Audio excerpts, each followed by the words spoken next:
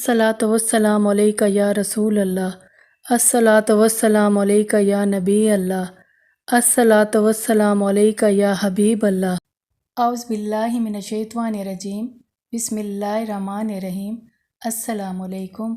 अल्हम्दुलिल्लाह एक और नई वीडियो के साथ हाजिर हूँ। कैसे हैं आप सब? मेरी दुआ है कि अल्लाह ताला आप सबको हमेशा यूं ही खुशो खुरम रखे, आमीन। नमाज बरकत लाती है, इसलिए ख़ुद को 5 वक्त की नमाज का आदी बनाइए। ज़बान पर हर वक्त इस्तग़फ़ार और दरूद शरीफ का विर्द जारी रखा कीजिए। आइए हम सब मिलकर भी दरूद शरीफ पढ़ लेते हैं। सल्लल्लाहु अलैहि व आलिहि वसल्लम। आज की आयत का तर्जमा पेश खिदमत है। सूरह यूसुफ आयत नंबर 40। है हुकूमत किसी की सिवाय अल्लाह के, उसने हुक्म दिया है कि ना बंदगी करो तुम किसी की सिवाय उसके। यही है तरीक़े ज़िंदगी सीधा और सही, मगर अक्सर इंसान जानते नहीं हैं। सुभान अल्लाह।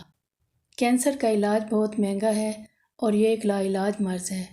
जिस घराने का कोई फ़र्द कैंसर जैसे मूज़ी मर्ज़ में मुब्तला होता है, उस घराने के दुख का एहसास हम बखूबी कर सकते हैं।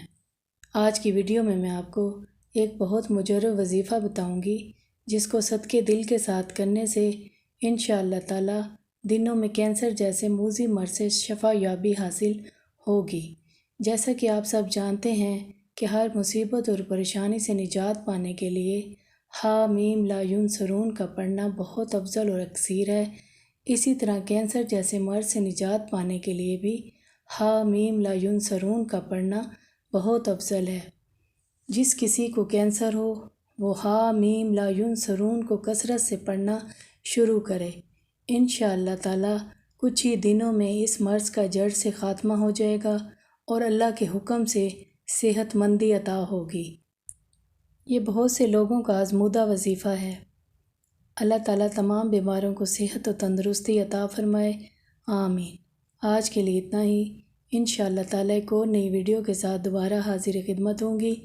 अब इजाज़त चाहूँगी। अल्लाह ताला हम सब का हामी और नासिर हो। अल्लाह हाफ़िज़।